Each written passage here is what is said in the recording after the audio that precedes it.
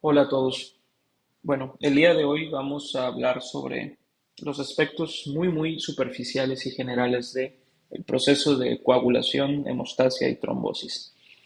Cabe aclarar que esta clase la estoy grabando para mi grupo de patología clínica. Entonces, los aspectos que tenemos que entender y dominar para esta asignatura en específico son básicos y no voy a ahondar mucho en cuanto a la interpretación de las pruebas de coagulación en específico, sino que vamos a tocarlas de manera muy superficial en lo que respecta a las competencias de esta asignatura y de la clase. Posteriormente les subiré un video ya hablando largo y tendido de lo que conocemos como la cascada de coagulación y casos clínicos específicos cuando se alteran estas pruebas de coagulación. Entonces, la clase de hoy es pues muy somera, muy superficial, pero es importante para entender de dónde se origina esta base para que más adelante podamos entender la clase ya de interpretación de pruebas de coagulación. Hay que entender que la sangre, al ser el único órgano líquido del cuerpo, es fundamental y es uno de los axiomas de la hematología que la sangre tiene que estar en estado líquido para que ésta funcione adecuadamente. Y se gastan cantidades ridículas de energía en el cuerpo para hacer precisamente que esta sangre se mantenga líquida todo el tiempo. Porque en el supuesto en el que la sangre se vuelva sólida en algún punto del cuerpo, pues obviamente va a impedir un adecuado funcionamiento y va a hacer que la difusión de sustancias, quimosinas, oxígeno y demás nutrientes que necesita el organismo para funcionar se vea impedida y por lo tanto tengamos pues diferentes problemas metabólicos en la vía posterior en la cual se dio la oclusión de la arteria o la vena. Y por lo tanto hay que entender que la sangre se mantiene líquida todo el tiempo por medio de dos mecanismos muy importantes que son los anticoagulantes naturales del cuerpo y los factores de coagulación y células especializadas en formar coágulos, en formar tromos.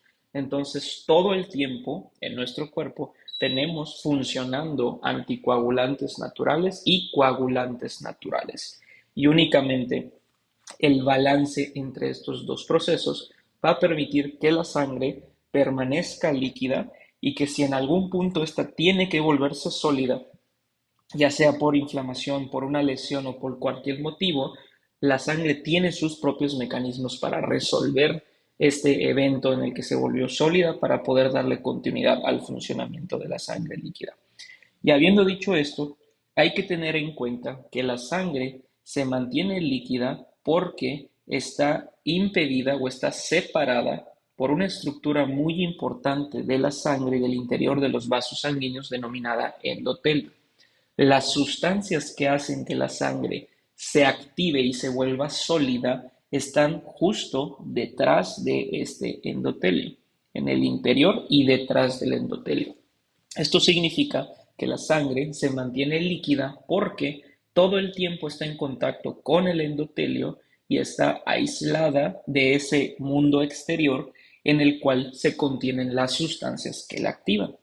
Si nosotros le hacemos un acercamiento a un vaso sanguíneo y al endotelio, podemos encontrar que hay una serie de sustancias que son dos muy importantes que se encuentran debajo del endotelio. Todas estas mallas y estas fibras que podemos ver en esta imagen es el colágeno. Y estas bolitas verdes que aparecen aquí son precisamente el factor tisular. Y en el interior del endotelio, en unos cuerpos denominados de Weibel-Palade, está una sustancia que se llama factor de von Willebrand. Entonces, recalco estos puntos que son indispensables para entender este tema, que la sangre está contenida en el interior de los vasos sanguíneos por una estructura importantísima que es el endotelio, que es este que estoy señalando. Y detrás y dentro del endotelio hay sustancias que si entraran en contacto con la sangre, se activaría este proceso de coagulación y la sangre se volvería sólida. Y estas son el colágeno, y el factor tisular debajo del endotelio y adentro del endotelio está el factor de von Willebrand. Y todas estas sustancias son muy importantes mantenerlas alejadas de la sangre porque si la sangre se saliera detrás del endotelio y se rompiera el vaso sanguíneo, entraría en contacto la sangre con estas sustancias que queremos tenerlas alejadas de la sangre y aisladas. Entonces, ¿qué es lo que ocurre si hay una ruptura, una disrupción del endotelio y la sangre empieza a salir de donde debería estar contenida? Pues obviamente el cuerpo necesita un mecanismo de contención para hacer un muro, para hacer un bloqueo de esta zona donde se está perdiendo la sangre y hacer que la sangre deje de salir. Y ese bloqueo se inicia con la exposición de la sangre a estas sustancias que les he estado platicando los últimos minutos. Y a mí me gusta utilizar mucho la analogía de que formar un coágulo, un trombo o hacer el delicado proceso de hacer hemostasia dentro del interior del vaso sanguíneo es justo como hacer un muro de bloques, de ladrillos, en el cual para levantar un muro nosotros necesitamos cimientos, necesitamos ladrillos y necesitamos cemento, ¿no? Y pues esta analogía me gusta mucho utilizarla porque precisamente cuando se hace un agujero en el endotelio, en el vaso sanguíneo, es el agujero donde vamos a formar el cimiento de este coágulo, de este trombo, y por lo tanto hay que hacer un cimiento, hay que ponerle ladrillos y hay que pegar los ladrillos entre sí con un cemento. Y todo este ejemplo muy burdo que estoy utilizando, quiero que lo relacionemos así. Un coágulo, un trombo, o como queramos llamarle, se compone que cuando se rompe el endotelio o hay una lesión endotelial o del vaso sanguíneo, se exponen estas sustancias que habíamos platicado en el interior, el factor de von Willebrand, el factor tisular y el colágeno. Y estas sustancias activan y hacen que las plaquetas se adhieran a la superficie y se formen los cimientos. Y a su vez, las plaquetas que se van agregando entre sí son los ladrillos y entre ellas se pegan por una densa malla proteica que se llama fibrina. Ahora, ¿cómo se llama el proceso mediante el cual las plaquetas se adhieren al endotelio dañado? Precisamente se llama adhesión plaquetaria. ¿Y cómo se llama el proceso entre las plaquetas? Se van pegando entre sí, o sea, los ladrillos del muro se van poniendo entre sí. A eso se le llama agregación plaquetaria. ¿Y cómo se llama el proceso mediante el cual se forma el cemento, o sea, la fibrina que forma el chicle o el cemento que pega a los ladrillos, o sea, las plaquetas entre sí? Pues precisamente esa es la tarea de los factores de coagulación que están suspendidos en la sangre. Vamos a hablar de esto ahora por partes. El proceso mediante el cual la plaqueta se adhiere, se pega o se queda en la zona del endotelio dañado se denomina adhesión plaquetaria. Los diagramas son más o menos algo como esto, en el cual un endotelio que se ha roto, que ha desaparecido, hace que se exponga colágeno en esta parte. Y el colágeno que se expone hace que las plaquetas que estaban rodando junto al endotelio se anclen al colágeno con una glicoproteína que se llama 195, que eso más adelante platicaremos de ella en otra clase. Pero el colágeno se adhiere a un ancla que se llama glicoproteína 195. Pero esto que es como una soga y la plaqueta que es como un barquito, necesita este barco que estaba navegando por acá, pues algo para cual anclarse a esta soga, y utilizo mucho este ejemplo. Imagínense que el barco es una plaqueta que andaba por ahí en un canal, el colágeno es una soga que va a mantener a ese barco pegado al sitio donde está la corriente, pero necesitamos algo de donde amarrar esa soga y ese barco. Y eso es el factor de von Willebrand. Entonces, repito esta parte que es muy importante. La plaqueta tiene una estructura que se llama glicoproteína 195 que se ancla al colágeno, pero esto no lo hace directamente, lo hace mediante una estructura que se llama factor de von Willebrand. Y esto es el delicado proceso de la adhesión plaquetaria. La plaqueta se pega al endotelio dañado, al endotelio que se retiró, se pega mediante el colágeno, que es parte de la parte inferior del endotelio, y la plaqueta lo hace a través de el factor de von Willebrand. Y una vez que está bien anclado en nuestro barco, digamos que las personas ya pueden desembarcar acá. Y esas personas son nada más y nada menos que sustancias que están en el interior de la plaqueta que tienen la finalidad de que cuando la primera plaqueta ya se adherió al endotelio dañado, tiene que llamar a otras plaquetas, a otros ladrillos. y eso se denomina agregación plaquetaria. Y ahorita vamos a hablar igual un poquito más a profundidad de eso. Vean en este video cómo un endotelio dañado expone una serie de sustancias que ya platicamos: colágeno, factor tisular y factor de von Willebrand. La plaqueta que andaba por ahí tiene que anclarse y activarse a raíz de esta exposición de estas sustancias que estaban debajo del endotelio, y el colágeno se une a esta glicoproteína 195 por medio del factor de von Willebrand. Tiene un cambio conformacional en el cual la plaqueta se activa y libera un par de sustancias que son indispensables para empezar a llamar a otras plaquetas. Y la primera de ellas, que es producto del COX, la ciclooxigenasa, es el tromboxano, por ejemplo. Y por medio de cambios estructurales se expresa una glicoproteína que se llama 2,3 y se unen otras plaquetas a la primera que se activó. Y así va ocurriendo a lo largo de toda la estructura dañada. Otra de las sustancias que es importante es el ADP, y el ADP también cambia conformacionales de las proteínas superficiales y hace que las plaquetas se adhieran entre sí por medio de también la glicoproteína 2,3. Entonces, todo este proceso de adhesión es plaqueta con endotelio, y todo el proceso mediante el cual la plaqueta se activa, libera sustancias que llaman a otras plaquetas y hace que se peguen entre sí, se denomina adhesión plaquetaria. De hecho, ustedes habrán visto en muchas ocasiones que los pacientes que tienen síndromes coronarios agudos y que tienen riesgo de formar trombos o coágulos en el interior de sus coronarias, los cardiólogos suelen darles tratamiento con aspirina, o sea, ácido acetilsalicílico, y clopidogrel. Precisamente acabamos de hablar que las plaquetas se agregan durante la activación plaquetaria por ADP y por tromboxano. La aspirina, precisamente, a dosis bajitas, inhibe a la ciclooxigenasa y disminuye la formación de tromboxano y hace que las plaquetas no puedan tener este proceso adecuado, y por eso se le conoce como un antiagregante plaquetario. Lo mismo hace el clopidogrel, que interfiere en toda la cuestión del metabolismo del ADP y de su receptor PY2. Entonces, en general, los antiagregantes plaquetarios interfieren con esta fase, con la producción de estas citocinas que hacen que las plaquetas se adhieran entre sí, se agreguen, perdón. Entonces son antiagregantes plaquetarios. Y de hecho, ya hablamos de cómo los ladrillos se ponen juntos con otros, pero en este momento falta platicar de qué es o cómo se forma ese cemento que adhiere a los ladrillos, a las plaquetas entre sí. Y para eso nosotros tenemos que platicar el día de hoy de la temida cascada de coagulación, que de hecho ya no es una cascada de coagulación porque se han descubierto cómo funciona de una manera más compleja, de que no solo es para abajo como una cascada, sino que hay algunos factores de aquí abajo que tienen la capacidad de activar otros de aquí arriba.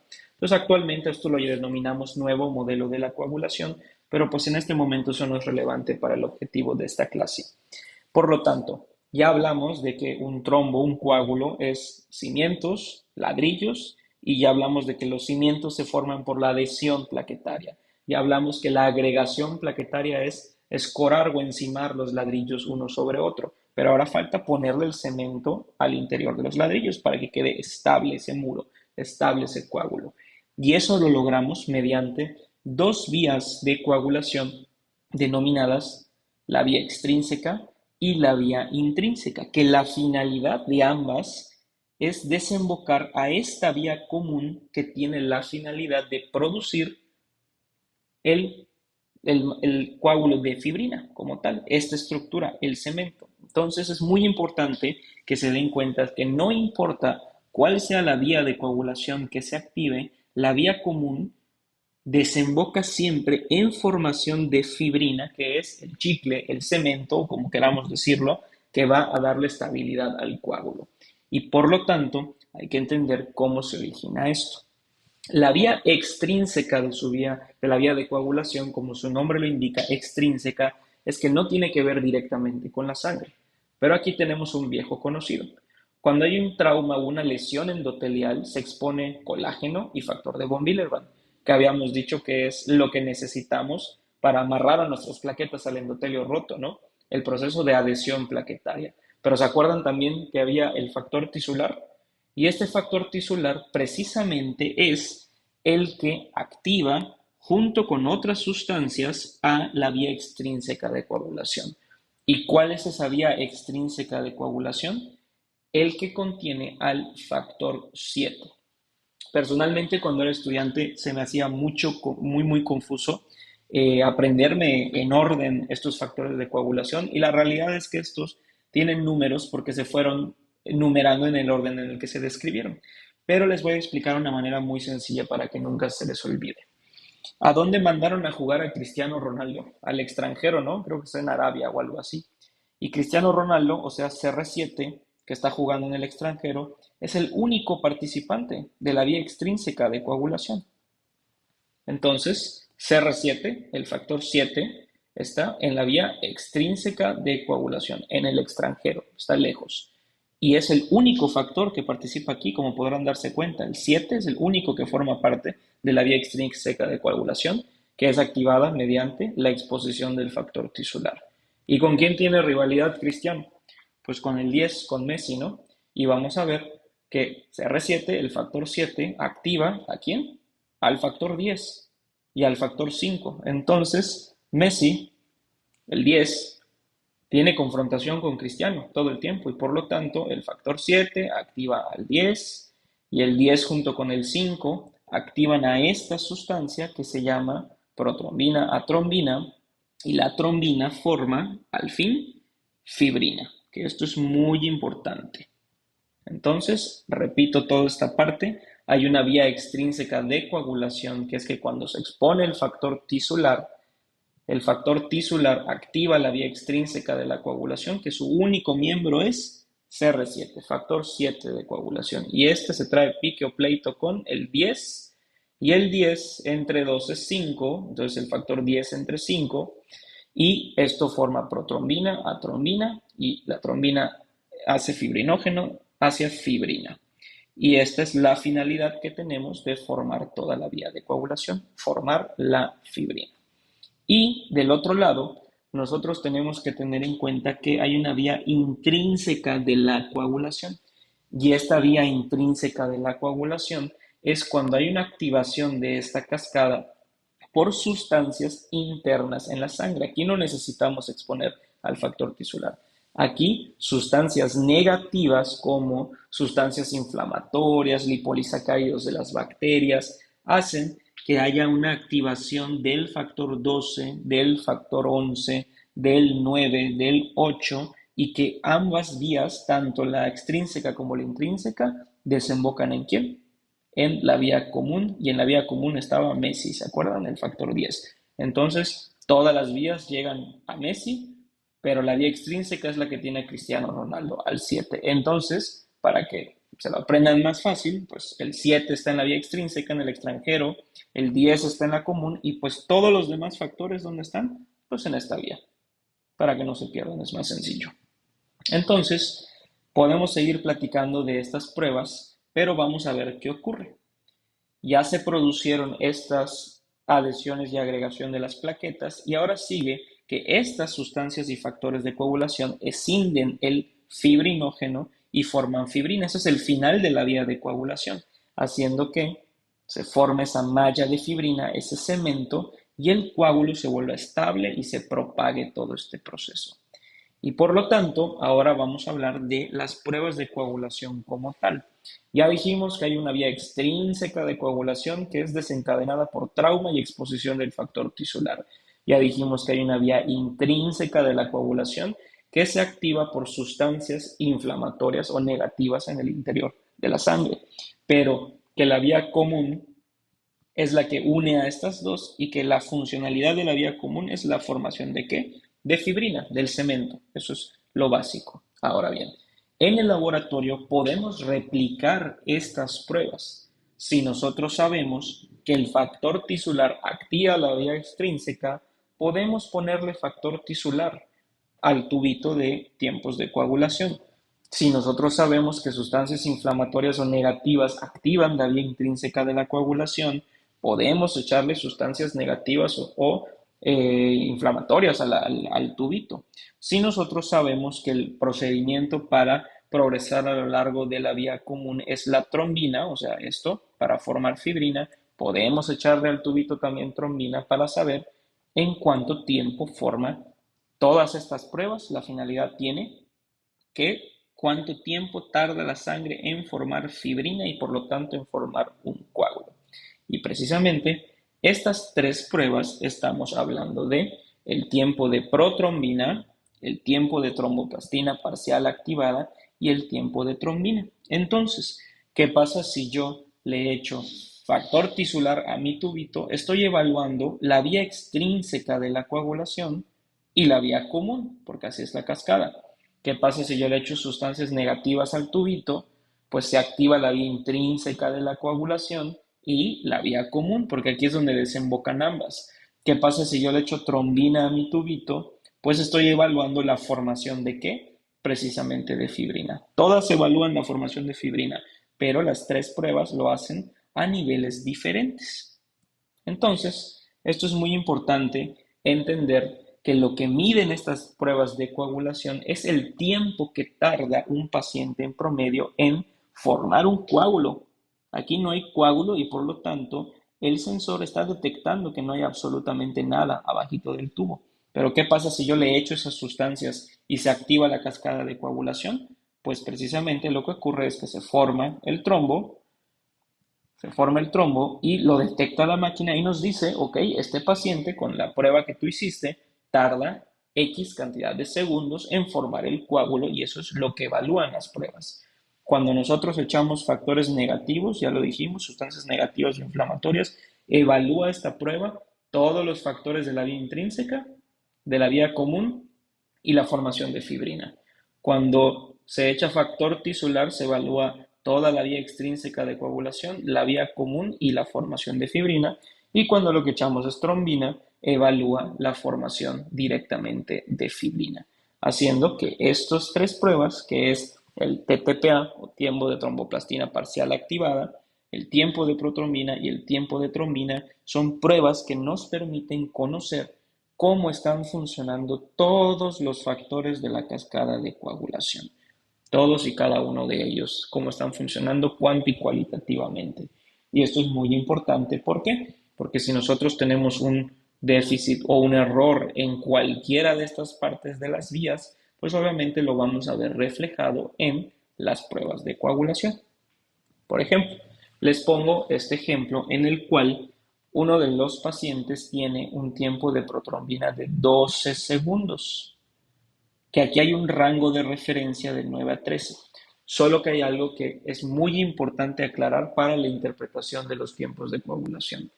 Los tiempos de coagulación, o al menos en hematología, poco importa la cantidad de estas sustancias, importa la calidad y la potencia de los factores de coagulación. Y es muy importante aclarar que todos los días en todos los laboratorios se hace un promedio de pacientes relativamente sanos, se hace un promedio de cuánto tardan estas personas en coagular y a eso se le llama un testigo. Entonces, en promedio, una determinada cantidad de pacientes tardaron 11 segundos en esta prueba de coagulación y nuestro paciente tardó 12. Si bien hay una diferencia, en general la interpretación de estas pruebas es que cuando el paciente tiene una diferencia de más de 3 segundos en el TTPA, esto se considera relevante. Cuando hay una diferencia de más de 2 segundos en el TP, es también cuando se considera relevante. ¿Qué significa eso? Que esta prueba de coagulación, si bien la gente tarda en promedio 11 segundos en coagular, este paciente solo tiene una diferencia de 1 segundo y por lo tanto estos tiempos de coagulación se consideran normales. El TP, el tiempo de protrombina del paciente, está normal. Diferente fuera la historia que este paciente tuviese 11 segundos de testigo, pero su tiempo de protrombina sea de 15, sea de 16. Eso significaría que si el tiempo de protrombina está alterado en este paciente, o sea, tarda más en coagular que las personas sanas, va a haber un error. ¿En qué punto? Pues en la vía extrínseca de la coagulación o en la vía común y por lo tanto podemos sentarnos a pensar en cuál de los eslabones de esta cadena hay algún déficit o algún problema y por lo tanto empezamos a sospechar de X o Y patología que será tema de otra clase en particular. Y lo mismo ocurre con las otras pruebas. ¿Qué pasa si tenemos un tiempo de un TTPA anormal? Significa que la vía intrínseca de la coagulación o la común hay algún error, hay algún problema cual y cuantitativo en esta parte y por lo tanto debe de haber un déficit en esta zona. O si hay un error aquí en la vía común, pues ambos tiempos de coagulación van a salir alterados porque dependen de la vía común. Y de hecho, si entramos en un poquito hablando de contexto clínico de los pacientes, ¿cómo se llama el déficit de factor 8 y el déficit de factor 9 de manera hereditaria? Pues precisamente son las patologías que son hemofilia A y hemofilia B respectivamente. Eso significa que los pacientes que tienen hemofilia A y que tienen déficit de factor 8, que está aquí, pues forma parte de la vía intrínseca de coagulación y por lo tanto van a tener alteraciones en el TTPA, que es el que mide precisamente esta parte. Lo mismo para el paciente con hemofilia B que para el paciente con hemofilia A, perdón, y hemofilia B. O sea, déficit de 8 y de 9 respectivamente. Y lo mismo pasaría, ¿qué pasa si un paciente tiene una anomalía en el TP? Pues el problema es del tiempo de protrombina. Significaría que tenga un déficit de esta parte o de la vía común. Y esta es como una pequeña introducción, una muy breve y muy somera introducción de cuál es la relevancia para aprender a identificar problemas en los tiempos de coagulación y eso lo platicaremos más adelante en otra clase más a fondo. Cualquier duda o pregunta, por favor que me escriban en la plataforma. Gracias a todos por su tiempo.